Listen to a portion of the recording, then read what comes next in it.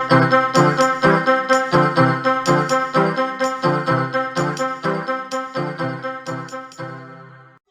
hello guys. I'm back. So that's nice. I'm gonna start making our uploads again. I know I've said that. I think it's time to start making these uploads again. And I think I'm gonna start off, since we're getting into that severe storm season. Start off my first video back with a severe weather safety tips and just some general tips. And we're gonna learn about some severe storms today. And so the first thing, this is a slide I created, a PowerPoint.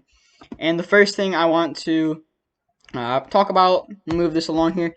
And this is one type of uh, storm that produces severe. Okay, chill out. Yeah, this is one kind of storm that produces severe weather. It's a squall line. So you can see here, squall line can range just a long distance of intense storms, producing hail, damaging winds. They can be relatively long-lived, or they can just be kind of short-lived.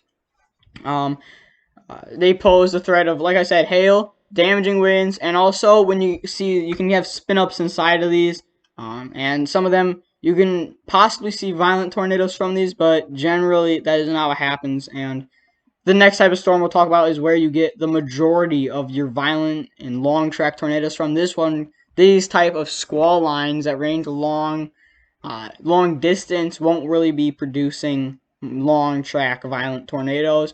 But yet again, there are exceptions to every rule.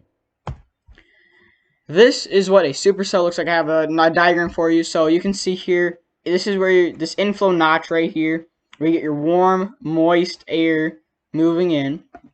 You have this core right here, and where you get these pinks and all that, right in this area, that is where you can see some very large hail, 2 inches in diameter. And this hook echo right here, that is showing, it's basically because the air is pushing it in, so that's creating the hook looking shape. And generally where you see that purple, that's not hail, that is generally a tornado, and that's a debris ball, we call it, because it's throwing up debris, and that's being picked up in the radar imagery. So I think it's important that you guys know the difference between a tornado watch and a tornado warning. A tornado watch means conditions are favorable for tornadoes to develop. Then it also means to have a plan and have a plan. Excuse me. It means conditions are favorable or expected for tornadoes. So it's also varying degrees. So a tornado watch just means tornadoes are possible or expected.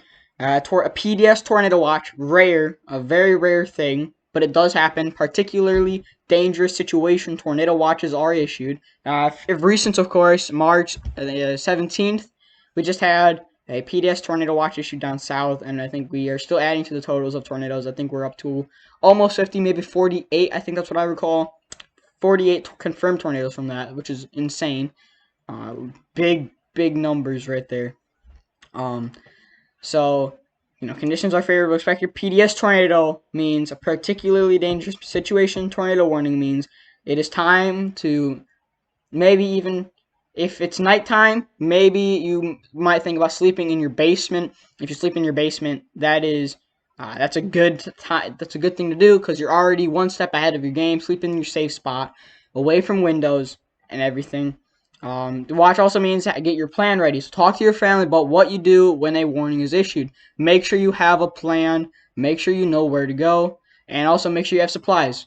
First aid kit. You want to have water, maybe some food in case you're trapped down there while they're looking for survivors if a violent tornado should occur.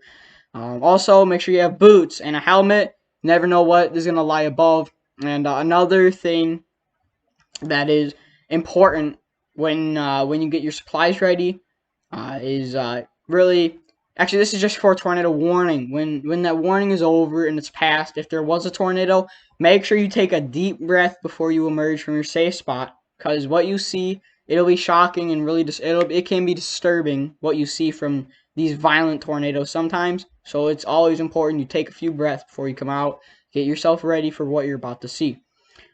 And the watch also means check for future updates. So, check for future updates. That means that you have local media on, or you are watching, local media, or you are checking your weather app sometimes. Make sure you have alerts set on your phone. Some people can turn those off. Some people turn those off because they don't like the Amber Alerts. Make sure those are on. Now, warning means conditions are occurring or are imminent. So that means tornado warning means tornado is either on the ground or is expected, or there's a tornado expected to possibly hit the ground soon.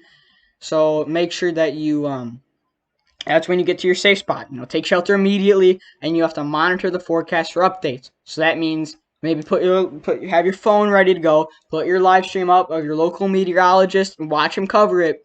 And things could get rough, so be ready for what happens. Like I said, take a deep breath when you come out from your shelter. You never know what to expect after a tornado occurs.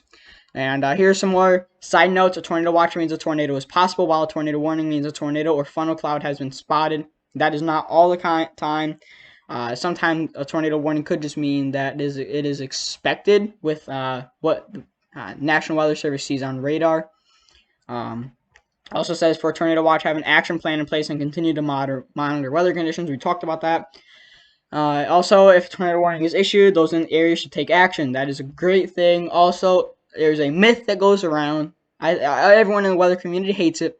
Do not wait to hear the sirens. Do not wait for those.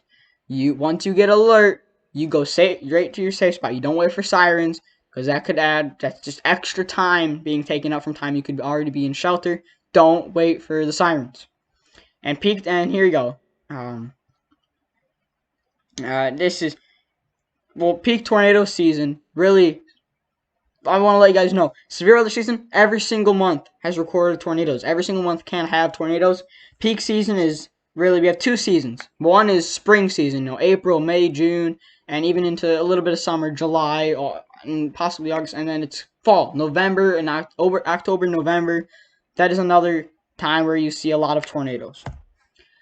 This is kind of like the same thing we're going to talk about as well. Severe thunderstorm watch.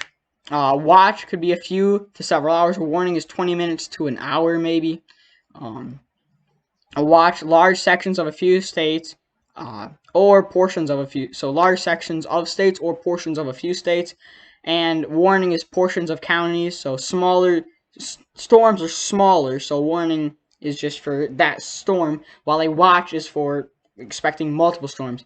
Advance notice, hour to several hours. Warning, minutes. Actions, watch, have a plan.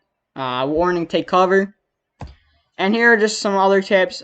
Seek shelter immediately during a severe storm. Even if you're under a tornado warning, the wind gusts, if a tornado hasn't occurred, those wind gusts could still cause damage. And so make sure you take, even for severe thunderstorm warning, that could also cause the same damage as a tornado. So make sure you take cover when those are issued. Get ready for some hazardous weather. If you hear thunder and you're just make sure you get. If you hear thunder, you are close enough to a storm to get struck by lightning. So make sure that you move to an interior spot. If you're not near a shelter, find a low spot not near trees. Ditch is the safest place. Don't go. There's a myth you go under the overpass. That's not true. Tornadoes winds have actually been found to increase when they're going under the overpass. So ditch is a safe place because winds will go right over that. Also keep local broadcasters on in case of a severe weather emergency. If you know it's a day where you expect this type of stuff, make sure you have your local broadcasters on. Keep your NOAA weather radio on throughout all day and night. Turn on notifications on your weather app, whatever weather app you have. Make sure those are on. And also avoid any downed trees and power lines. Power lines could also electrify the area around them, and avoid any downed trees as well. And also just finally be weather aware, and that is some steps that you can take to be safe during a severe weather event. That is very important, just to be weather aware. And that is it, guys. I want to thank you for staying with me over these past few months. I haven't been very active. Back at it again. So let's get to it.